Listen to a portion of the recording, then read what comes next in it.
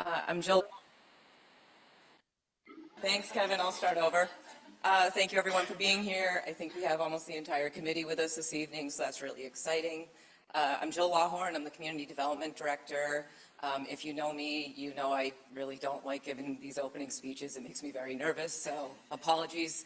The assembly can grill me up there all they like, and I'm solid, but this part just makes me nervous. So anyway, I'm super excited to be here, though, and frankly, just a very refreshing committee, a lot of new faces that I don't know well or at all. So welcome, and with that, I will hand it over to Mayor Weldon. You're interrupting my chai. Welcome, everybody, and thank you for all your participation. It's going to be a little bit of a long haul, but you guys have a very important job to do, and I don't know all your faces, so that's pretty exciting. So it'll be fun to see how you all work. Remember, you always won't be in agreement. So don't get mad, don't get upset if you get voted off of things, but you should collaborate as best you can. But every once in a while you will lose on these topics, but you have a great segment of the populations. So remember, everybody gets to have a voice. And if there's a problem with that, talk to Jill. She'll make sure you have a voice. But anyway, thank you for all your time and effort you're going to put into this, and be creative and think great thoughts. Thank you, Mayor. And Katie Kester, our City Manager. Good afternoon. I just wanted to say hi and introduce myself for those of you who don't know me. And just, again, thank you. Echo the mayor's words about the important work that you're doing. I know it's a lot of time. You represent really important constituencies. You have many different hats, and you are here to really have that voice. So please, use your voice because that's why you've been selected, and thank you for volunteering. And I want to talk a little bit about the comprehensive plan and how I see it, because the comprehensive plan really should be the roadmap for the next 20 years of what we want our community to look like as a community. And what that means for me as your city manager is that it is a document that is like dog-eared on my desk, and that I look at every single day, and I make every single decision, and everything that I advise the assembly on is through that lens. And I know it probably hasn't, the current comp plan maybe doesn't have that same reputation, but that is like my intention on how I want to use the comp plan as a city manager.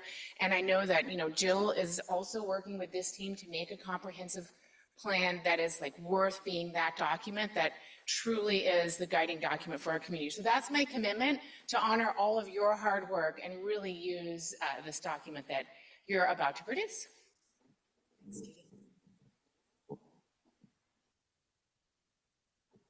And if I could do one little bit of housekeeping while we're at it, these mics, although they do seem to be picking up more in here a bit, they don't always project your voice, and they're really for the people that are on Zoom. So you do need to be pretty close, but you might kind of have to just be careful of where that spot is that you need. Thank you. All right, thanks, Jill. This is my first time using these mics, so we'll see how it goes. All right, so hi everyone, I'm Sachi Arakawa. I'll introduce myself a little more in just a minute. I'm one of the consultants working with the city on our comprehensive plan, which we're calling Our Juneau, Our Future, and this is our first meeting. We're really happy to have you all here. There's actually some familiar faces. I saw some of you at our events this week, so thank you for coming out and participating, being part of the community, and supporting the work in that way. So let's talk about the agenda for today. Let's go to the next slide. So we're here for 2 hours. There's snacks in the back and there's chai, so get comfortable. The bathroom's just out the door. I know we're gonna be here for a little while, but we have a lot to cover and it should be a fun day. We have an event or an activity towards the end of the evening where we can start talking to each other and brainstorming together. So our first item of business is to get to know each other. So we'll introduce ourselves, and we'll give you all an opportunity to introduce yourselves. We'll do a little icebreaker. Then we'll give you some context about what a comprehensive plan is, why we're here, why it matters, how it's going to happen, and what the process will look like. Then we'll talk about your role, so what your role and responsibilities and the expectations for your group are. And we'll have a break and some opportunities for questions throughout this as well. And then finally, we will have an activity and discussion, and we'll start talking, we're starting the scenario planning process today, and I'll talk about scenario planning more in our presentation later. But that we're gonna have an activity that's kind of gonna break the ground for our scenario planning work. So that's our agenda. And so with that, let's go to introductions. If we can go forward in our slides. Thank you. All right. So I think we could start maybe with some introductions from the project team. And I'll turn it over to CBJ staff to start, and then we can explain who we are, the consultants, because some of you may not know us yet. So Forrest, Jill, Scott, take it away. Who are you and what do you do? Okay, we're sorry. You don't have to do the icebreaker. Staff are just doing who you are and what you Are you sure? Yeah. All right. That's like I'm ready to go. I'm ready to go. Go and look. I got put on the spot. I was ready. All right, go ahead. So I know how this meeting's going to go As long already. as it follows the So, rule, 30 seconds. My name is Scott Chombo. I'm the planning manager for the Community Development Department, CDD. My favorite memory is actually from when we first moved here. I had the summer off. I had a 3-month-old baby, and I could walk up and down Roberts every day in a little baby carrier, have a beer at the top, and then walk back down. That was my favorite experience in Juneau so far. Jill Lawhorn, Community Development Director. I think one of the things that came to mind quickly anyway was, I think I was only here about a year. I came from Massachusetts, and I was waiting for a taxi at about, 3 a.m. because I live near Boston, so I thought you needed to be at the airport real early. I learned fast you do not. And meanwhile, a big black bear was walking up the sidewalk, and I just thought like, oh, I'm really not in Massachusetts anymore. So, and my taxi didn't show up.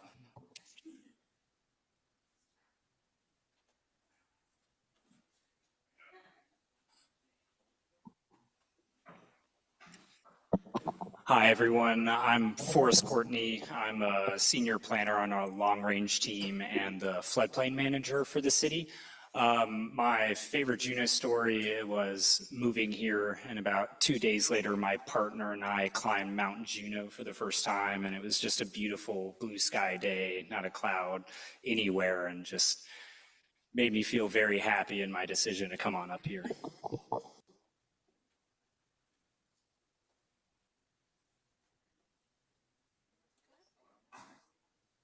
Hi, everybody. Chris Myrtle. I'm with Corvus Design here in Juneau. I'm a landscape architect. Been here since the 90s. My favorite memory of Juneau probably was in 98 when I was going to propose to my wife. We were up at Eagle Crest. I had waited a whole month for the weather to finally break. Finally, the weather broke on New Year's Day. Helicopter came, picked us up at Eagle Crest, took us to McGinnis, Champagne Ring, and stayed up there, and then the helicopter froze up. They got it going eventually. So anyway, that's my most memorable moment, or one of my favorite moments, and really excited to work with a lot of you. A lot of familiar faces, but a few new ones I'm excited to work with.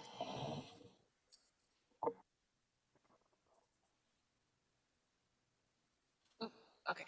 Hi, everyone. My name is Irene Kim. I'm a consultant with Cascadia Partners. I'm a partner at the firm, and I specialize in community engagement. So I'm helping our mighty team with our engagement process for this project. So nice to meet all of you, and nice to see some familiar faces from this week as well. My first time in Juneau was Monday this week. You all have been very welcoming, so thank you for that. And I would say my memorable, we've had some very long days here this week. It's just been work, work, work. So we ended, I think it was like Tuesday or Wednesday, we had a late night, ended late. And we went to Pell's and got some Russian dumplings, and it was the best thing that I've ever had. So that was a great memory. think mine's live.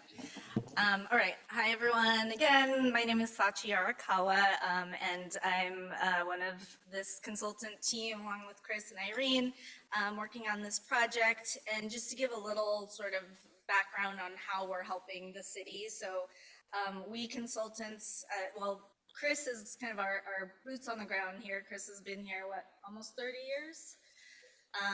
And so has just deep knowledge of the community and connections and is a local. Irene and I just stepped off the plane Monday for the first time here and so are new to this community, but we work in a lot of communities doing long range planning. And so we've had a lot of experiences. We bring a lot of sort of best practices and also not so best practices from other communities to kind of give some ideas to Juneau and CBJ for your plan, knowing that you all are also unique and that this will be a process that is tailored to this community. So that's kind of, we're here to bring the long-range planning experience, and we also specialize in scenario planning, which you all will learn a lot about over this process, and we'll talk about in a little bit, but I'll leave it at that for now. Yeah, I mean, those dumplings were good. That was good. And, you know, we were really pretty delirious. That was a late night. We had already told Chris, no, Chris, we're not getting beers with you. It's too late, and we've been working all day. We're just going to go get dumplings and go home. And then we ended up at a bookstore talking to the owner for like another hour.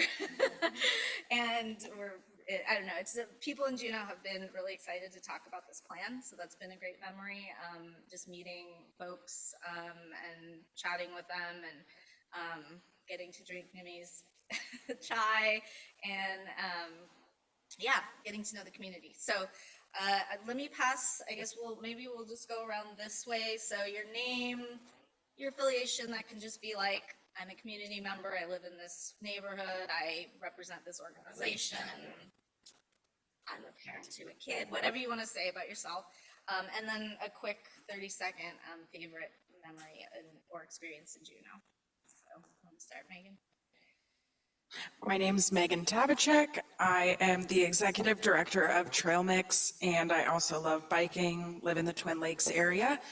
And my favorite Juneau memory, man, so hard to choose. Probably when I first got here, we took the ferry up from Prince Rupert, which was 26 hours, got here at 4 a.m., immediately drove off and drove to the glacier. And it was quiet and silent and serene, which at the time I didn't know that it was not normally like that. So I look back very fondly at how peaceful that was. And it was my first time seeing a glacier that close and that big. Hi there, my name is Kelly Sorensen, and I work for a nonprofit called Discovery Southeast here in Juneau. I live in North Douglas, and I have 2 kids that go to Saïd Gastineau School. I'm going to insult somebody if I pick one thing, but I got to go with my husband and I got married on an island, Gull Island, north of Amalga here, and that was a pretty special day.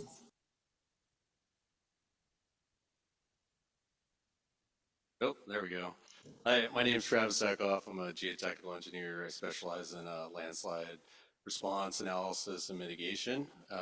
My favorite Juneau experience is definitely split between tons of skiing and tons of being out on trails. So I don't have a specific, but definitely enjoy the recreational opportunities here.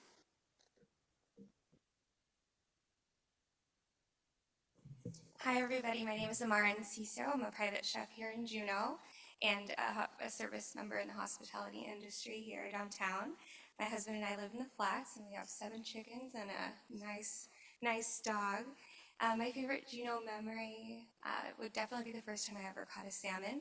I was fresh 2 months in from San Diego, I was a city girl, and I put waders on. I was in the water and I was getting ready to walk out, and I slipped on a rock. My waders started filling with water, and then I caught the salmon on the line. So trying to deal with all that at the same time was really memorable for me.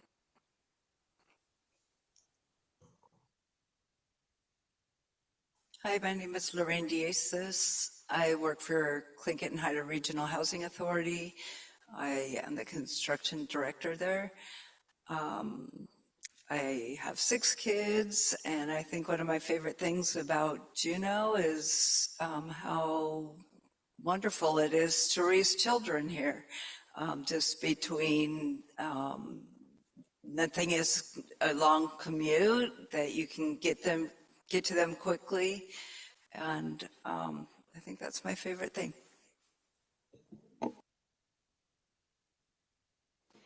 Hi, everyone. My name is Judith. I am a data scientist for the Nature Conservancy. I work for their global office, so I have nothing to do with the local team here. I know them, but I work on projects all over the world. I'm originally from the Netherlands. My husband's born and raised here. He's one of the co-founders of Devil's Club. We live in the Dredge Lake area. We love the outdoors. And we have a little 1-year-old, so I'm very curious to pick your brain about how to bring up kids here. And my favorite memory, also very outdoorsy related. Back in the Netherlands, I was definitely the most outdoorsy person in my friend group, family, and everyone I knew. Then I came here about 9 years ago. We went fishing in Sweetheart Creek, and there were bears, there was fish flying everywhere. We were rolling drums of fish down the river. It was just very intense. And then we were with a couple local girls that were just so skilled in skinning these fish right there on the boat. And I was like, I realized I have a lot to learn to live in Juneau, but very, very inspiring people here. Thank you. Hi, I'm Tyson Fick. I have twin 16-year-old boys. I commercial fish, live in the People's Republic of North Douglas.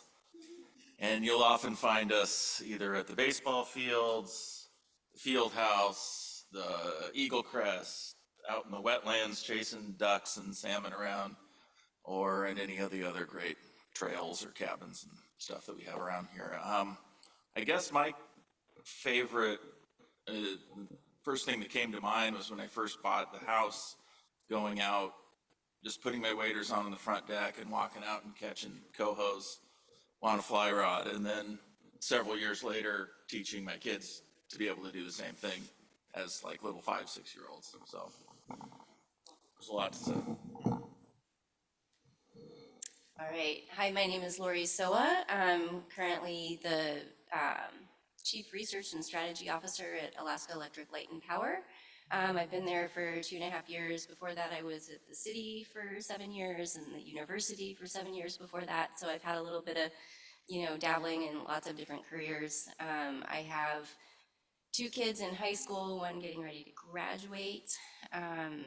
Also live in North Douglas.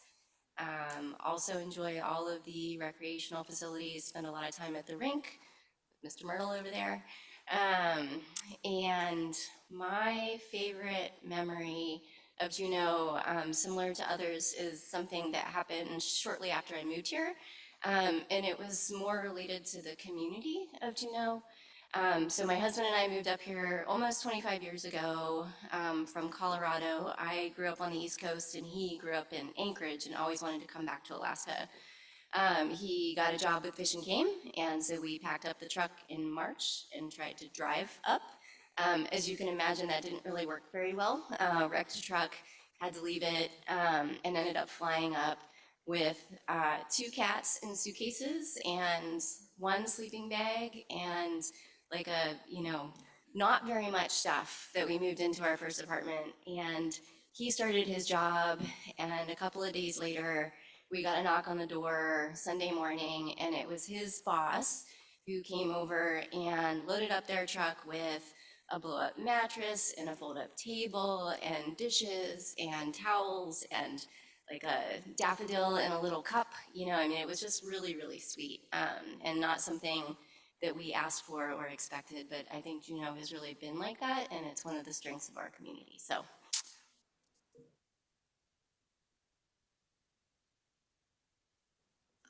Hi, my name is Nimi. Can you guys hear me? I can hear myself. Oh my God, that's so weird. Sounds so weird. I own the Spice Restaurant in town. My background is computer science and electrical engineering. I've done many projects in Juneau, been here for 15 years now. And I worked with Myrtle, Miss Myrtle, and you, a lot of people in town here, a lot of projects, and it's so amazing to be, an honor to be here. Thank you. What else can I say? We make amazing chai. We have brought some here.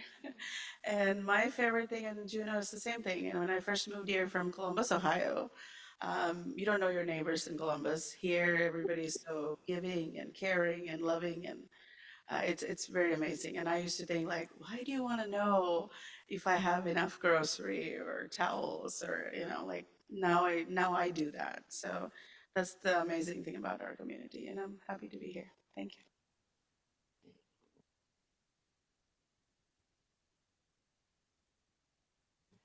My name is Deb Johnston. I have been here 6 years. I don't even know how many years ago my children started moving here, and they all left me behind, and I was in Anchorage for most of my adult life, so I moved here and have not regretted it for 1 minute. I would say I have bookend memorable moments. The first time I came to visit my daughter when she first moved here was in February. It was heavy, wet snow, and I dressed for an Anchorage winter.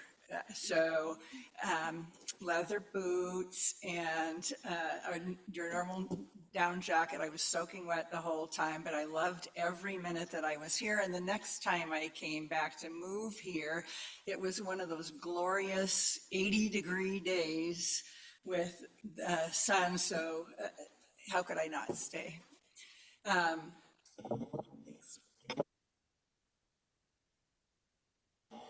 Hi, I'm Bailey Gent. I'm the Executive Director for Family Promise of Juneau. And I live in the Valley. I've lived here about 2 years.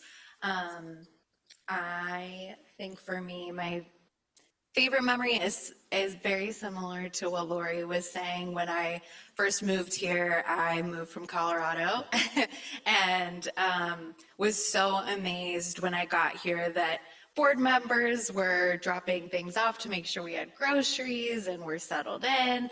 And I got in and settled into my office and had this nonstop stream of volunteers and people coming to say hello and bring things. And I think obviously in the social services space where I work, it's the generosity of this community is so different from anywhere I've ever lived. And it's really something that's so special. Like, I see more generosity in this community than in Denver, which is a big city, and it was hard to sometimes get people engaged. And yeah, it's amazing to get people engaged, and people care so much about one another here, which is amazing.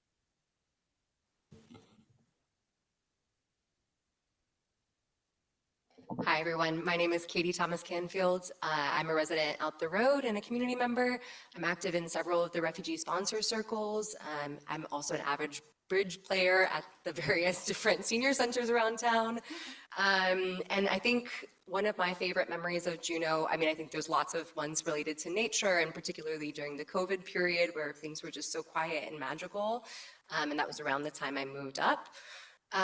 But I think my favorite really was the first time I received healthcare at Search, and really being able to see the different way that Juneau was approaching healthcare and to try to ground that in Indigenous practices and services. I do emergency first response abroad globally, and I worked a lot in different healthcare systems all over the world, but I've really never seen anything quite like that before, and I found that to be pretty indicative of the kind of community that Juneau is and is trying to build towards, and something that I really wanted to be a part of. Hi, my name is Leah Domke. Apologies for being late. I am a research fish biologist at NOAA Fisheries, but I am here as a private citizen, I guess I should clarify. And I live in the Auk Bay area, and that's also where I grew up. And so when I think about my favorite memories, often I go back to my childhood because Juneau is such a great place to raise children. And I think of multiple stories, but one where it was one of I think it's one of the only times we had back-to-back snow days, and it was like the greatest moment of my life as a child. And we had a huge pile of snow in the cul-de-sac, and so all of us were out in the cul-de-sac, all of the kids in the neighborhood, building snow tunnels through the cul-de-sac and like out all day long into the dark hours, which of course was like 3 p.m. But it was just like a really lovely moment that kind of shows the community of Juneau, like coming together with like all of the kids, and then just also the amazing opportunities we have to spend time outdoors. Yeah. I'm Mike Human. I come from Juneau, moved away, worked a little bit in engineering in the oil and gas sector, and then moved back here. And I develop real estate now, and I also help. I like to help people get businesses off the ground, a little advice, a little capital. So I'm just, here to represent the development industry. I guess, I don't know, I haven't been appointed, but I'll offer that perspective. And then as far as my favorite experience in Juneau, I think there's so many, and I love what everyone said, but one, it was around solstice time, we went up, John Muir cabin, and, really good friends up there, just, talking, outlandish stuff all night, went to sleep and woke up in the morning and it snowed, and we went and looked out on that meadow and it's just perfect untouched snow. And it's like to have this opportunity for I mean, that's the thing about Juneau, everything's basically free other than living here, all these natural amenities. And so it's an amazing place because it's so democratic in that way. And that's what I love. That's why I came back here. Yeah. Well, thank you, all of our in-person members. Yep. So I want to acknowledge that we have folks online as well. We have a couple staff and I think 5 other AC members, so we can go over those folks now. Maybe we can take the presentation off so we can see people. Lydia, do you want to kick us off and then pass it around? Yeah, absolutely. Hi, everyone. My name's Lydia Ness. I'm a senior associate with Cascadia Partners, the consulting firm that's working with CBJ on this project. And I will be helping facilitate the online or kind of the virtual component of the activity. So look forward to working with some of you on that. I would say my saddest memory of Juneau is that I didn't get to go this week with Irene and Sachi. I got COVID, so I hope to one day soon get to Juneau. But yeah, I will pass it to CBJ staff. It looks like Joseph is on the call, so I'll pass it to you. Hi, everyone. Great to meet you. My name is Joseph Myers. I'm a senior planner with the City and Borough of Juneau. And I'd say my favorite memory, I moved here from down south in Portland. And so my first week here, I went and saw the glacier, and that was absolutely mind-blowing. So I think that's my favorite so far. Thanks. And then Minta, you ahead and introduce yourself.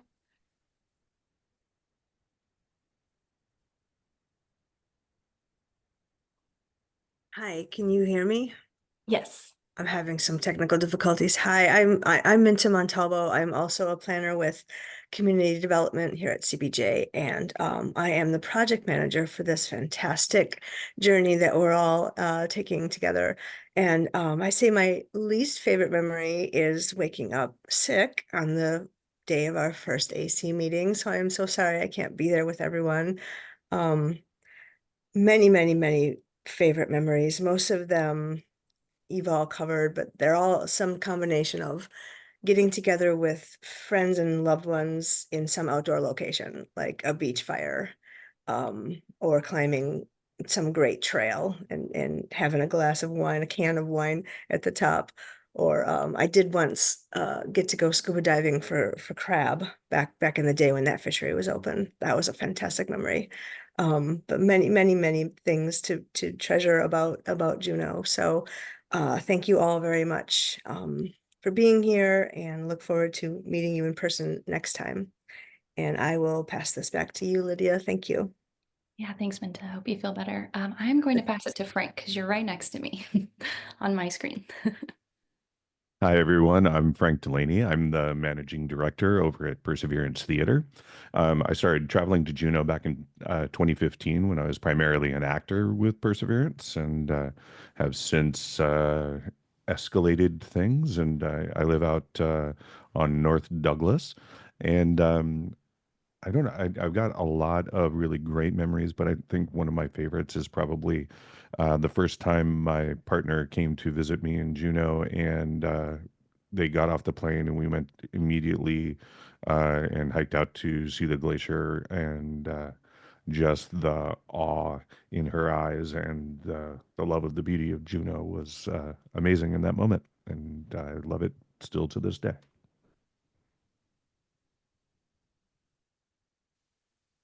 All right, Jill, how you go next? I'm Jill Melcher. I'm representing the Alaska Department of Transportation and Public Facilities. Been with the department almost 25 years in a planner role. So thank you for asking me to be part of it. Memory, my best memory in Juneau. I have so many, honestly, love Juneau. But having my daughter, Finley, 19 years ago here at Bartlett Hospital, and then just raising her to do all the things that most people talked about here today, fly fishing for the silvers and hiking, lots of hiking, going out to the glacier, ice skating when it freezes over. So that's it. Thank you. Thanks, Jill. All right, Griffin, I'll call on you next. Yeah. Hi, all. My name is Griffin Plush. I am currently here in Anchorage, and sorry I can't join you there. I work with the Alaska Municipal League. I've been, for the last few years, working on energy planning, but a variety of services for the local governments around the state through that role. But I previously worked in the legislature, and originally from Seward, where I worked at the national park there near Fjord. I first moved to Juneau when I graduated high school a little over 10 years ago. Moved to go to UAS, went to UAS, graduated, went back to South Central for a while, eventually got to find a job to allow me to come back to Juneau. Because I do really love it. It reminds me a lot of home in a sense, but bigger, like a bigger Seward. And actually, I've had a lot of friends that I had back in Seward who have made their way as they've, kind of looked to advance their careers and, live in a bigger community with more to do. A number of other folks from Seward have moved to Juneau, and my memory, I was thinking about, has a lot to do with them, hiking out with some of my other friends from Seward and some other folks who had lived in Juneau longer as well, down to Eagle Glacier Cabin in the winter for my birthday, and we hauled out various small instruments and board games and, did the whole big cabin camping experience. And I very much appreciate that access to nature and how everybody cares and is excited about being in the environment around them. So, yeah, that's me. Thanks, Griffin. And then, is it Tari? Did I pronounce that correctly?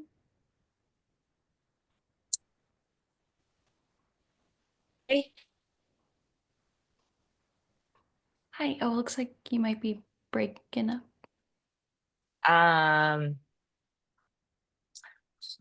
There you go. Yeah, we can hear you.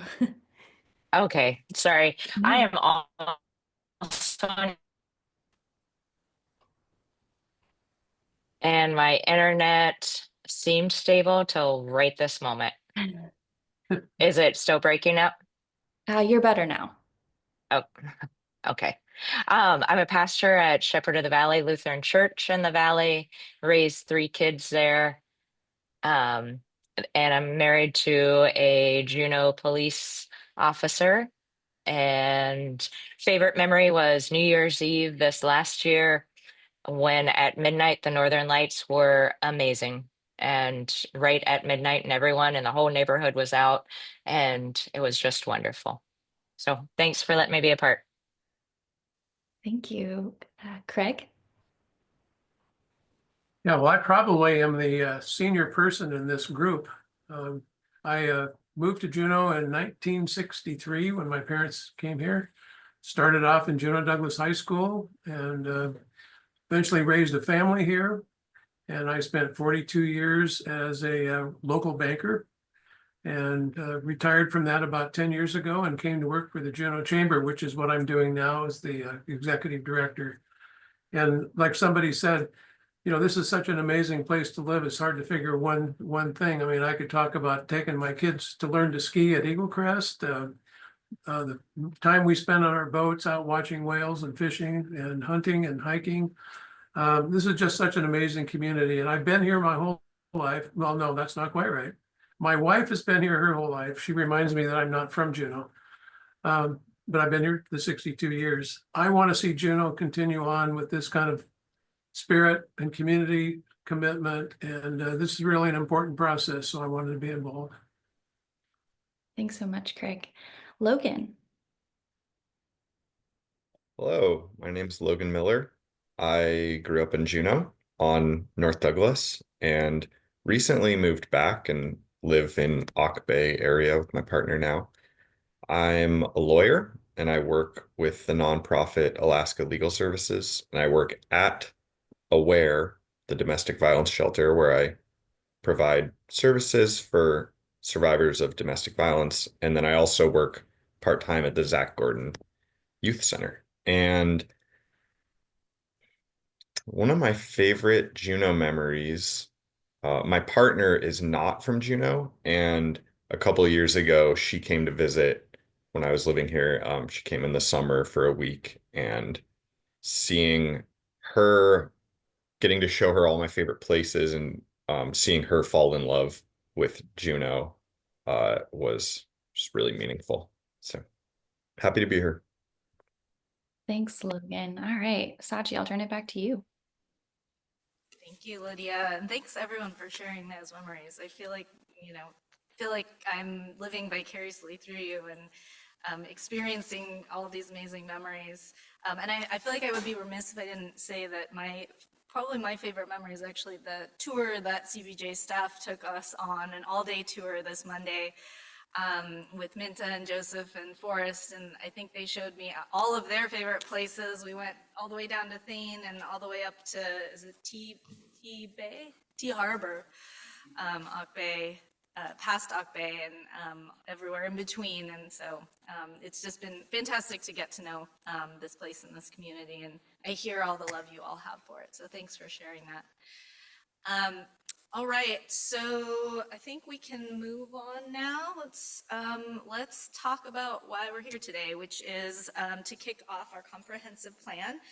So I'm going to give you a little bit of background on what a comprehensive plan is for those who aren't familiar. I think we have a pretty savvy group, so we can run through this fairly quickly. So let's go to our first slide here. So a comprehensive plan is a roadmap for it's a long-range roadmap for approximately the next 20 years or so of growth in Juneau. And go to our next slide. So what makes a comprehensive plan comprehensive?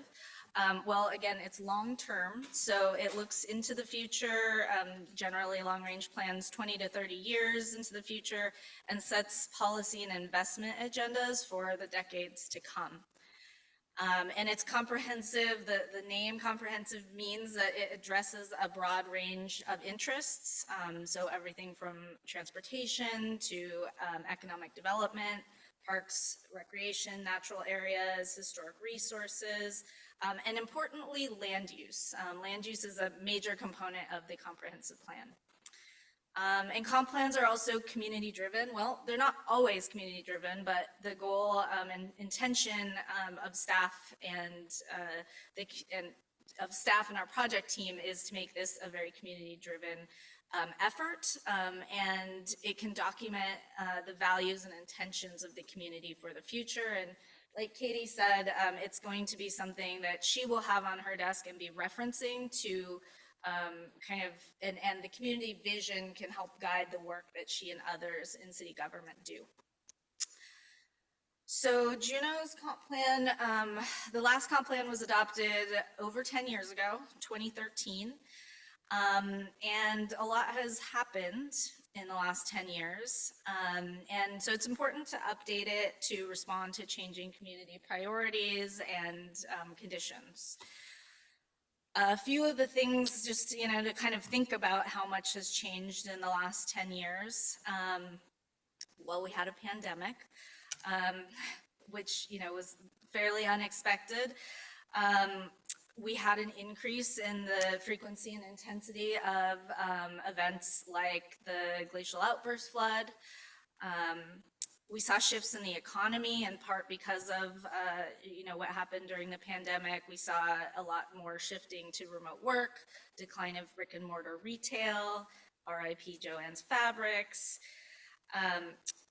And, with changes in state and federal policies, especially just recently, we're seeing that. Declining school enrollment, an increasingly aging population, and of course, tourism has continued to grow. So it's important to update the comp plan to respond to all these new trends and emerging issues, and also to think about other trends that might be on the horizon that we maybe can't predict. 10, 15 years, 15 years ago, we didn't see COVID coming, and that was a big change that we weren't necessarily prepared or had not planned for.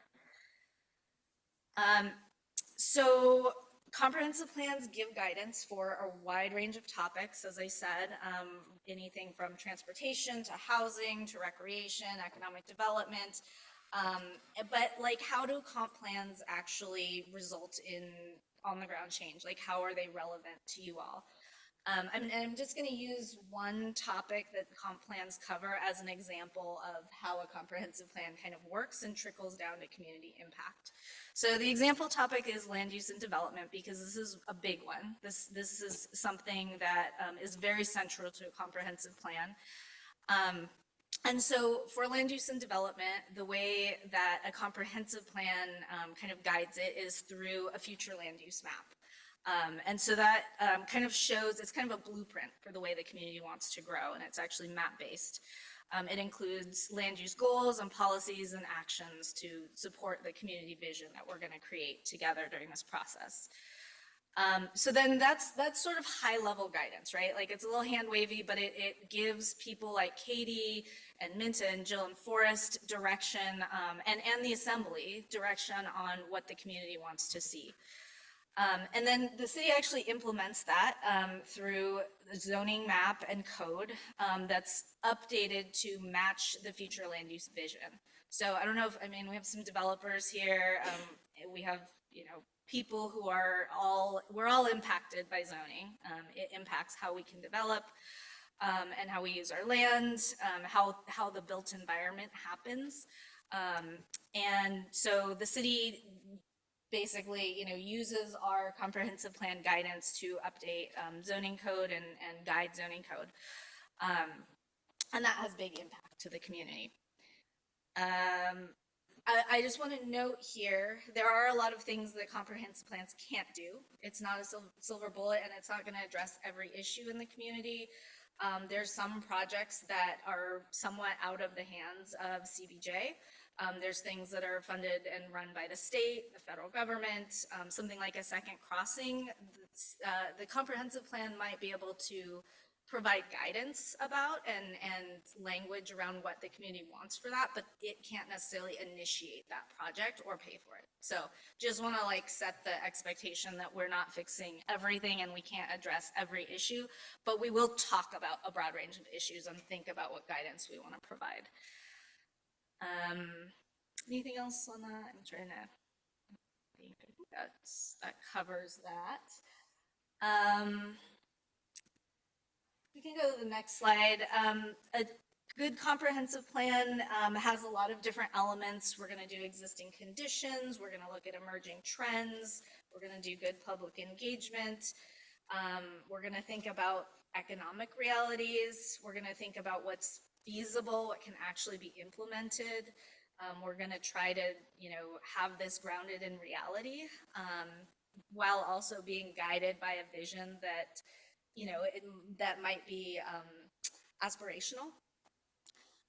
And one thing that's really important is this last bullet. The last comprehensive plan in 2013 did not necessarily meet this goal, but a good comprehensive plan is short, uncomplicated, and visually engaging, so it can be used and understood both by the public and by staff. Sorry to anyone who worked on the previous comp plan, but appreciate the effort. And I will say, having worked on many long-range plans, it is hard to make them short and sweet. It's a lot harder than you think. We're going to do our best. All right, so I'm going to send out a slide deck that has a little more detail on each stage of the project, but if we can go to the next slide. So this is our project timeline. It is a 3-year project, we're going to be together for a while. We're starting in the winter of 2025. We're basically in kind of the second here. And you'll see from this timeline, there's multiple opportunities for broad community engagement from the general public. We have 3 opportunities, one of which was this week with our 4 listening sessions. Another will happen likely in the fall, where we come and do a community workshop where we play a map-based game with the community that will inform our scenario planning work. Then we come back again, probably spring 2026, we do another community workshop where we choose a preferred scenario, and that may not make a lot of sense to you yet, but we'll all learn about scenario planning, and some of these terms will become more familiar. So that's our third. I guess we actually have 4 opportunities for broad public engagement. That's our third. And then we have a 4th, probably winter of 2027, where we have a public open house, draft plan reveal. Along with that, you'll see the orange kind of circles or donuts there in the middle are our advisory committee meetings. So you all will be meeting with us fairly frequently, about once every other month, to help guide our work. And then we'll also be meeting with Planning Commission and the Assembly throughout the project. We're also additionally doing a lot of focus groups, interviews, and kind of intercept meetings with folks in the community, because we know there's a lot of interest that may not get captured in these broad community events. There's a lot of people that aren't at this table today that we need to talk to and kind of consider in the process. So that'll happen throughout the listen and learn phase and possibly beyond. All right, so we're going to take a break soon, and it's hot, and maybe folks are wanting to get some chai or some snacks. So we'll take a break in just a few minutes, but we're going to talk about your roles and responsibilities.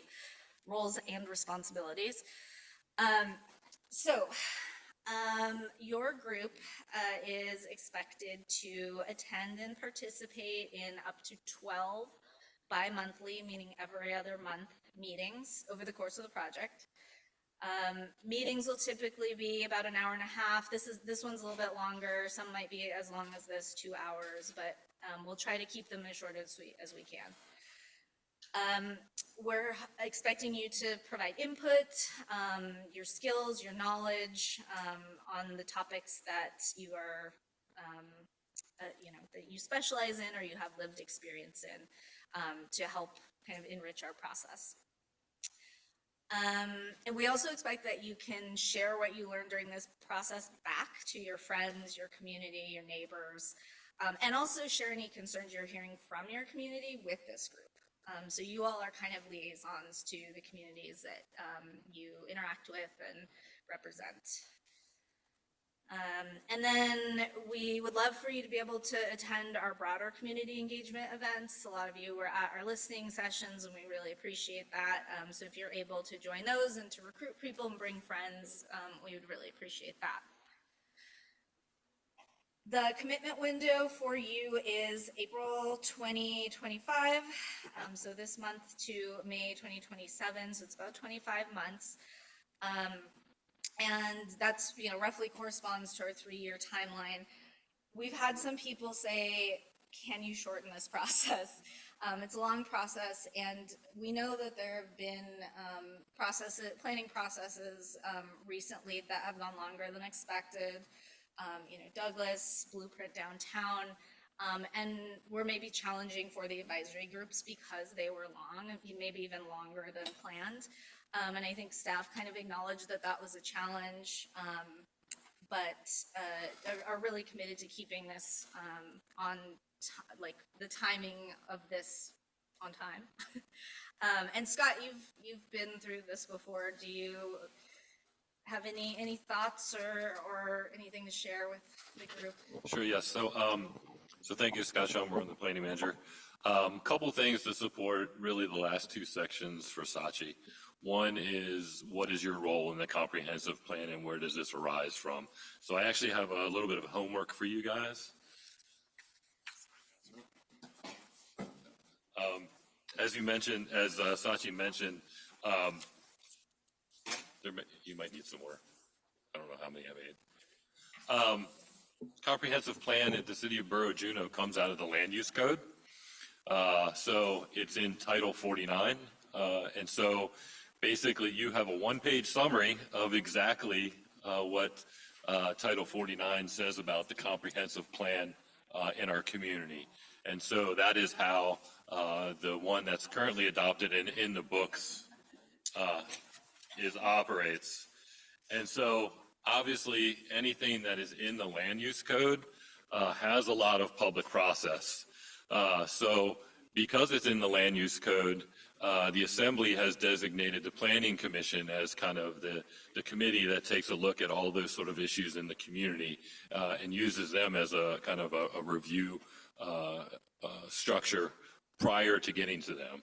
So no matter if there's a change to the current comprehensive plan, like some of our small area plans that we just created, downtown Douglas, West Juneau, or downtown Blueprint, both of those plans, because they're changing the comprehensive plan, which is essentially changing the land use code, has to stop at both locations. So 2.5 years of this comprehensive plan may seem like a long time, but at the tail end, once your product is complete, you do have that sort of public process already built in. And so public comment periods, public noticing, and then public hearing, and then quite frankly, whatever the Assembly decides. They could like your work and go through really quickly, or they could refer it to a committee. They could say the emergency surrounding the GLOF takes precedent. We don't have time on our meetings. So that once it gets to the public process level, you don't know what the time frame is going to be at the very back end, but it has to happen. It's in our code, and it's part of the foundation of getting public input on the final work product. Some of the things I do want to highlight in this little one-page summary that I think is really important to know, because there'll be a lot of confusion when you talk to members of the public about what you're doing or what you're trying to create. And so I've highlighted them on mine. Sorry, it didn't make it through the copier onto yours, but I'll just read them, and you'll have more than enough ample opportunity to talk to staff or Saatchi and her team about these things in future meetings. But the key elements to notice from this one-page summary of the comprehensive plan in the Title 49 code is that the comprehensive plan, as reiterated earlier, is guiding and directing public and private land use in the City and Borough of Juneau. So it's a guide. One technical piece to know is that once the comprehensive plan is in place, if there is a conflict between a decision, if the Assembly, after the comprehensive plan was adopted, adopts another ordinance that is contrary to what is in the comprehensive plan, the ordinance basically takes precedence, whatever is the latest decision by the Assembly, which is the decision-making body.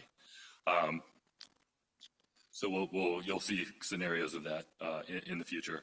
And then finally, this is a key piece, because you'll hear this in talking with the public as well. The goals and the policies in the comp plan are aspirational in nature. So you're trying to give guidance on how the Assembly puts together their decisions. So it's not binding.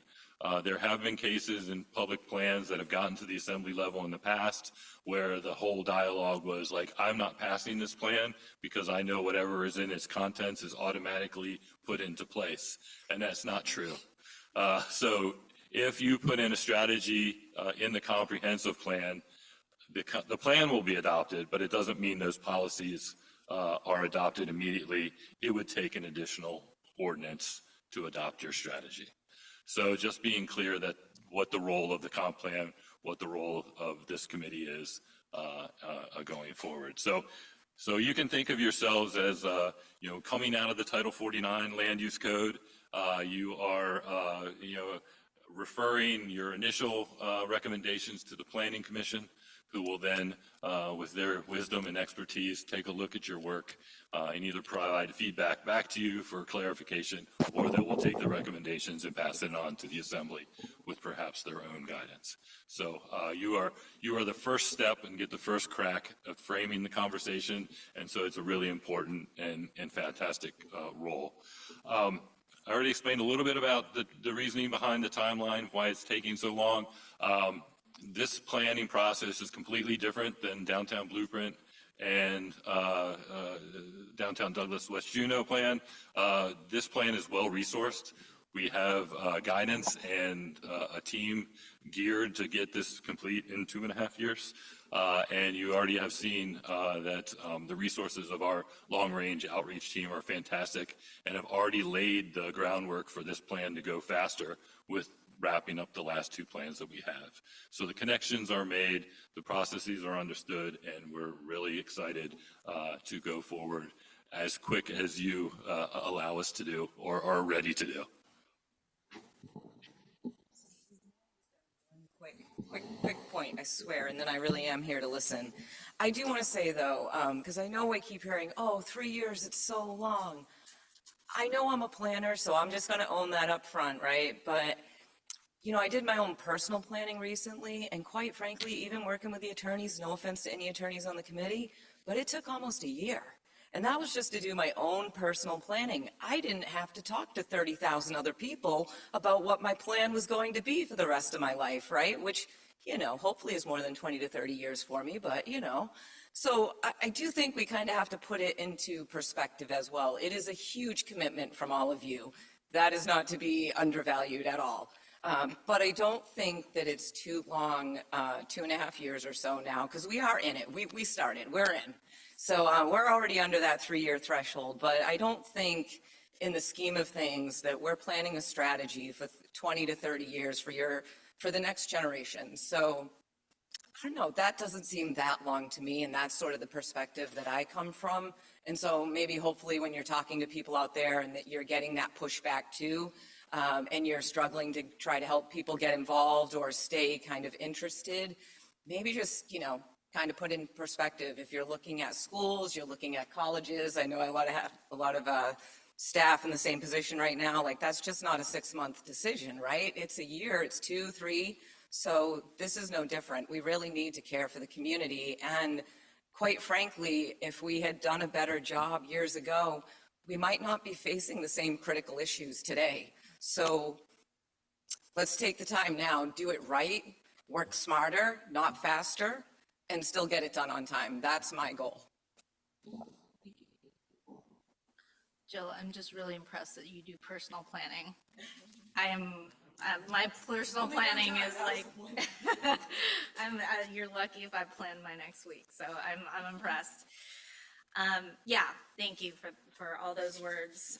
And yeah, I think this project wants to work at the pace of community and, be deliberate and make sure that we're doing it right. But we also hear from the community that they don't want this process to drag on, and we're committed to making that happen. So let's talk about what the CBJ will commit to as your partners in all this. We'll commit to giving you all reasonable notice before scheduled meetings, and we'll do our best to accommodate all your schedules so that we can hopefully all get together and not be missing anyone.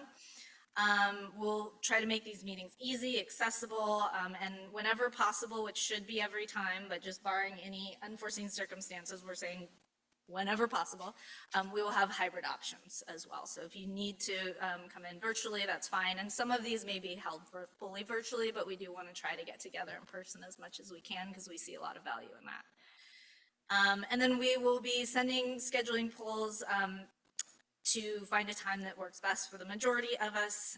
And we'll also kind of make an effort to rotate between afternoon times, evening times. Not everyone, one of those two may not be better for some of us. And so we'll try to have a variety of times and locations too. All right, so I think so that we can have a break, I will do a 5-minute break, and I guess I'll pause just for just a couple minutes if there's any questions that we want to raise with the group. Otherwise, we'll all be available during the break to answer any questions you have on the process or your roles. But anything that anyone wants to bring up in front of the group question-wise before we break?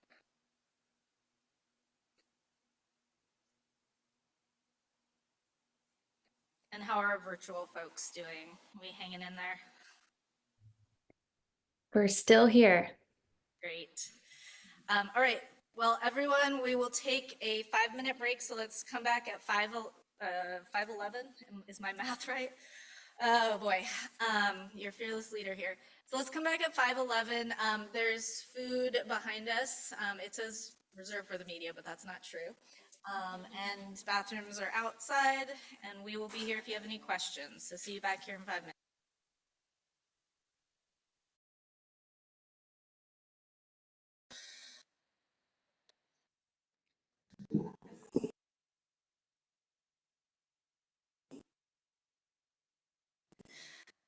Okay, so I'm going to give you a little presentation, but just to orient you to what you have in front of you here, everyone should have a set of 14, I believe, cards.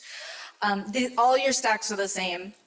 And these are your drivers of change, and I'm going to explain what that is in just a minute. And we're going to get into groups and do an activity.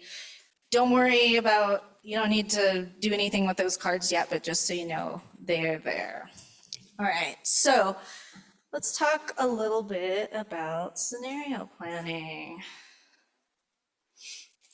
Pull this back. All right, so like I said, we work on a lot of long-range plans around the country, and we think that scenario planning is a really fantastic tool for these kind of future-reaching plans because it helps us plan for uncertainty. And we just talked about how much, how many things there were that we couldn't have predicted that happened just over the last 10 years. And we want to plan for the next 20 years that's a little more durable, flexible, resilient, basically that can respond to a whole set of potential futures and things that we can't predict. So we like to use a tool called scenario planning or an approach called scenario planning. And it's kind of different from the typical planning approach. So typical planning, long-range planning, assumes that past trends will continue. It assumes that the way we're going now and the things that are happening now are just what's always going to be happening. And it doesn't really account for emerging trends and uncertainty. So that reduces the useful life of the plan. As soon as something unexpected happens, like COVID, we're scrambling, we don't know what to do. Our policies maybe aren't effective in this new reality. So, then the plan is kind of useless. And it generally just puts us in kind of a disadvantaged position when we are not planning for uncertainty. So a scenario planning approach is a little bit different. It considers many potential futures. So it considers what we're going to talk about, which are driving forces or emerging trends and issues that are potentially uncertain but could happen. So it accounts for a variety of these emerging issues and trends. Why include scenario planning in a comprehensive plan process? It's a great educational tool, actually, and I haven't even really touched on that aspect, but you'll see when we come and do the scenario planning game, it's a really great way for people, for community members to sit in the position of a planner and actually make decisions and see what the trade-offs of those decisions are. So it helps us kind of understand the impacts of the choices that we make and the policies that we put forward. It minimizes the blind spots that we have and increases the useful life of the plan, like I just mentioned. It focuses the discussions on policies that will help the community to manage risk. And it provides a reference case for what could happen if policies stay as they are, if we don't change anything. Yeah, so we have already kind of talked about some of these emerging issues or trends that have happened recently. Scenario planning can help us to prepare for these and other things that we don't know that are going to happen in the future. Okay, and I'm going to prepare you. The next slide is a little wonky. It's very, scenario planning is both simple and somewhat technical, but this is kind of a flow chart, and we'll send this slide deck out so you can look at this more closely. But this is kind of a flow chart that shows all of the 5 stages that we will that happen in scenario planning. So we start from the assumptions, what we know today. We think about what we call driving forces, and we're going to talk about those in just a second. But those are just big things that could change the future that are unknown or uncertain. Then using our driving forces, we create potential futures. So we think about, what could happen in the future if some of these driving forces come to be, and what would those futures look like? Then we create strategies to address those potential futures. And then we create scenarios that essentially kind of test the policies and strategies that we put forward. Those are map-based, and then we get to a preferred scenario and eventually our future land use map and our set of goals and policies. And there's opportunities for public input kind of on both ends of that workflow, I guess you would call it. We'll get back into this diagram later. You don't need to worry about it too much, but you're welcome to worry about it, and you're welcome to ask questions if you have any. And we can talk more about it in future meetings. Today, what we want to talk about though is the driving forces. So we're at the very beginning of this process, and what we want to do is start brainstorming external factors that have the potential to influence the future. We call those sometimes driving forces, and driving forces are often hard to predict and not certain. So those could be things, if we could go to this next slide, like economic trends, technological advances, regulatory changes, social factors, environmental changes. So you all have a set of driving forces cards that are kind of a suggestion. We've developed these based on work we've done all over the country and based on even work that's been done internationally with the Consortium for Scenario Planning. So they're like a kind of set of driving forces that have been identified in other places, but we know that Juneau is unique. And so we want you all to kind of vet them, take a look, see if there are some in there that seem relevant to Juneau. And then tell us what else. So we have some cards where you can write in driving forces that relate to Juneau. You can also mark these cards up and change them if they don't look quite right. You can write on them, scratch things out, say this doesn't make sense. So we're gonna start our activity. Let's see. So for those who are online, we have this activity set up for you as well. So Lydia, maybe you can, let's see, what's the best? Well, we're gonna have you all go into a breakout room and work on the activity together. But Lydia, maybe like while we're talking here and I'm giving the instructions, you can share your screen for the online folks so they can see what it's gonna look like. Yeah, happy to do that. The instructions out on the table for people. Okay, they're in here. Okay. So we're gonna pass out a set of instructions, and I'm gonna have Chris, Forrest, and Irene join folks. We're gonna get into groups of about 5, so maybe let's say the 4 of you, the 1, 2, 3, 4. My counting and math is really bad. Are these 4 people? Yes, 1, 2, 3, 4. And is this 5 here? Okay, great. Yes, I did it. All right, so we'll do this group of 5, this group of 4, and this group of 4. So Chris, maybe you can be with this group. Forrest, you can be with that group in the middle. And Irene can have this group on the end. So we're passing out the instructions, and the first thing we're going to do is take about 5 minutes individually to just look at the driving forces cards, because there's a lot to take in. They have a front and a back. For the folks online, it doesn't have a front and a back. It's just, it's one page that has a top and a bottom. So your front is the driving force, and then the back just describes a little bit about what the driving force is.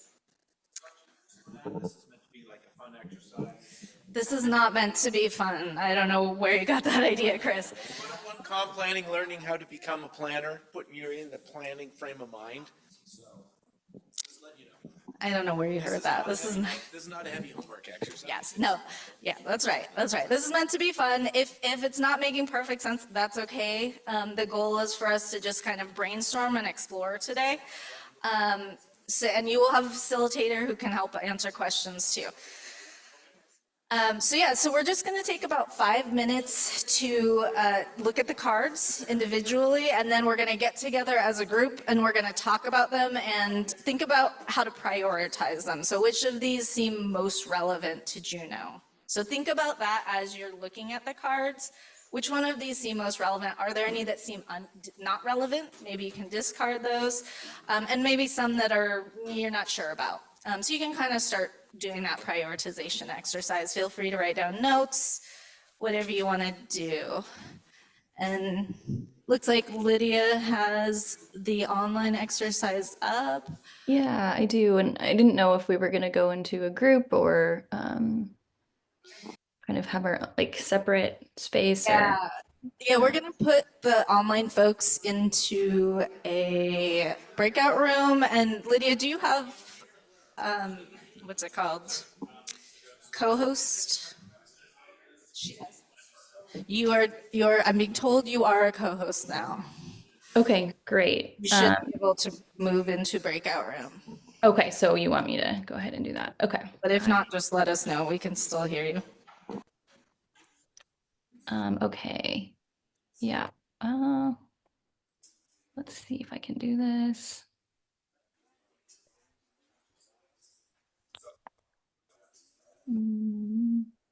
See. All right, I'm getting us all in a room, so bear with me for just a minute here.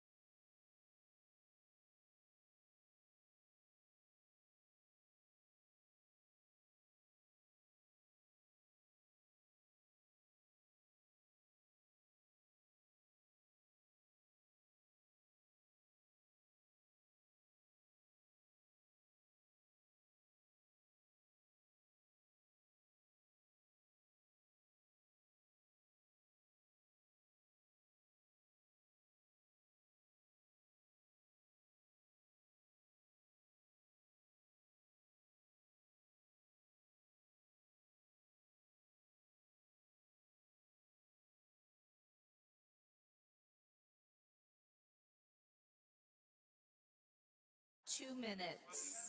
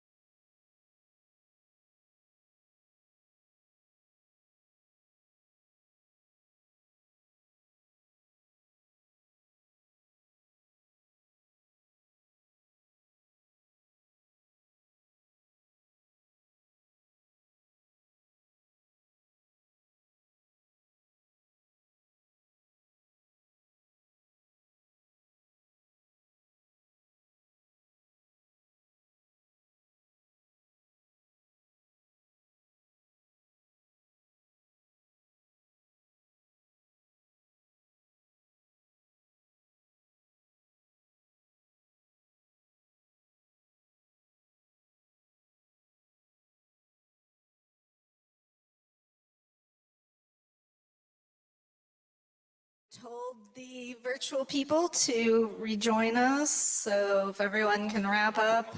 I like that we've got some last minute action going on here. 30 seconds to come. And if you can assign one person to do a report back to the group, but you're all welcome to weigh in.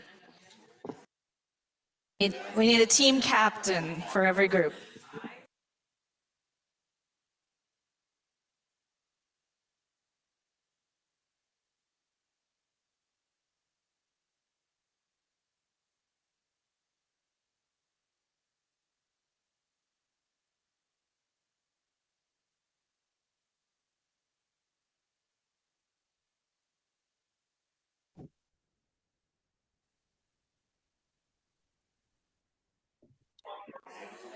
All right, welcome back to our virtual folks. So everyone, let's regroup and we're gonna do report back.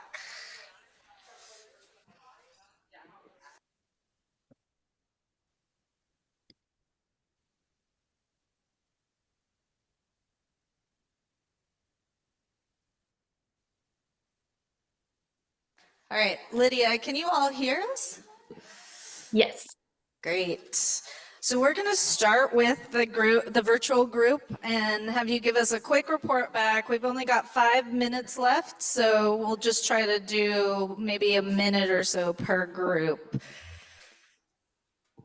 Yeah, I'm happy to do that. We didn't designate someone. That was my bad. I think we kind of dove right into it to make as much time as possible. So I'm happy to do that. And then other folks virtually, feel free to chime in if I've missed something. You know, we really focused on kind of what was a priority, and we had kind of a maybe pile as well. So I think some of the priorities that that kind of we heard from the group were, of course, things like tourism and demographic changes, public health, socioeconomic equality, food security, frequency and intensity of extreme weather events. And then some additions that we added were tribal sovereignty, access to childcare, and then federal policies. So kind of everything from some broader federal policies and funding that could impact Juneau to kind of maybe different types of jobs like the Coast Guard too. And so there's a lot of kind of wrapped up into that. But those were some of the priorities. And then we have some maybes that I think folks are interested in maybe kind of exploring further in future discussions, like environmental degradation, migration, international relations. I think there's some kind of maybe some differences of, is there political and social polarization in Juneau, but it's still something to be kind of thinking about. So yeah, so those are maybe some high level takeaways. Do other folks on kind of on Zoom here want to share anything else I missed, kind of high level? I think the big takeaway is there wasn't a discard pile. Kind of many of these feel very kind of relevant and pertinent to Juneau. Great, thank you, online folks. So I can just pass it maybe over to Forrest's group first. And we had a lively in-person discussion. So let's hear what you all talked about.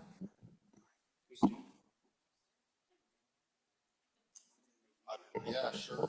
I wasn't planning on this at all. What did we do? So I just look at it. I mean, we kind of lumped some things together. You know, we felt, man, some of these things are just so interrelated. And so, you know, I guess we started off with access to housing and, you know, affordable housing specifically. And, you know, that being such a big driver of kind of everything that goes on here. What is going on? Sorry. Okay. And you know, I think it's just really hard to tease these things apart. They're all really, really interrelated issues. You know, funding for public education, you know, demographic changes, you know, economic growth. You know, these things all tie together. You know, you know, one of these problems screws up everything else. And then, you know, another thing we touched on was, you know, environmental degradation, you know, these weather events. And, you know, we started off talking about those together and then kind of were coached a little bit to separate them. But, you know, we're in a changing environment. I mean, we've seen it here, you know, not just with the glacial outbursts, but, you know, like the flood rainstorm at the end of 2020 there, you know, cut out all those culverts all over the place. You know, so you want to talk about housing, you want to go build something. Well, you know, what size should the storm drain system be? What we're designing for is probably not sufficient for what these future storms are going to be like. But these things add costs to housing, you know. And then obviously we put tourism way up there in that, you know, it has a huge impact. It's also not clear what we're going to do about it, you know. And I don't know, is that enough? Do you want more? Thanks. And I can say we didn't feel like we had enough time.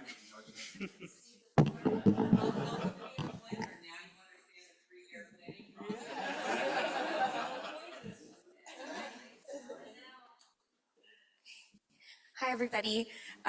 So like your group, we also clustered a couple of the points together because we also felt that they were very closely intertwined and one would affect the other. So we set it up to where it's like foundation. So we set some of the topics up like there are foundations that need to happen before we work on and build for the next topics. So we based ours on socioeconomic equality, and that was the basis of the foundation of all of our topics. And we move forward to public health, access to housing, public education, and we wrote in community and social services, for example, elderly health care, care for children, things like that, food security and resiliency.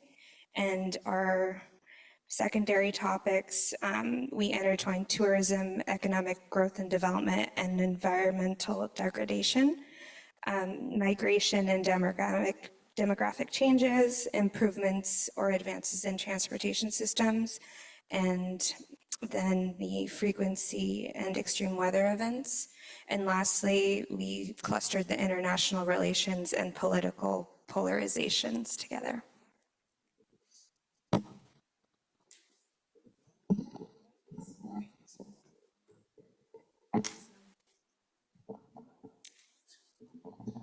Hi, I'm going to be really quick because it sounds like we all had fairly similar and really good conversations.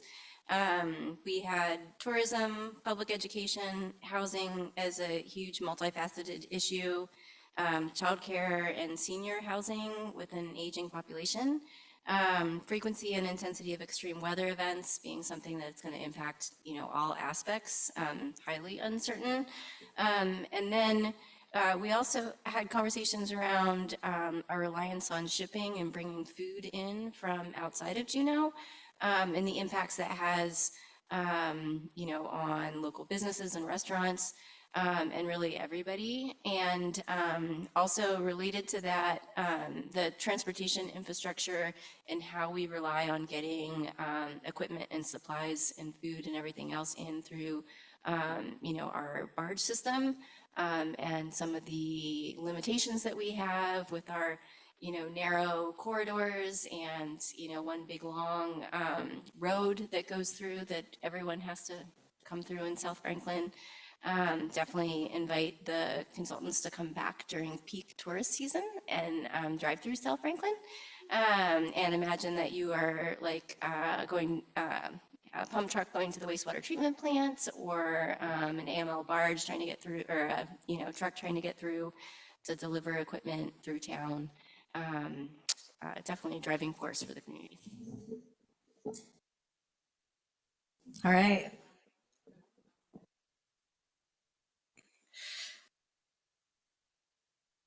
We are at time. We're actually a couple of minutes over, so thank you for hanging out with us, and thanks for this great conversation.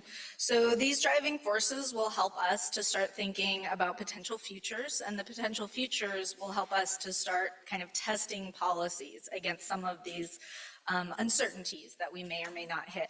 And we'll talk more about that at our next meeting. We'll also give you all a report back on all the engagement that we've done over this week, including this meeting. So we will be sending out some kind of a scheduling poll to see when everyone is most available, probably in about a month and a half or 2 months. So we will see you then. And this is the project timeline, just to remind you what we're looking forward to. And we'll send these slides out after the meeting. So thanks, everybody. Thank you. Thanks to our virtual folks. Thank you. Thank you.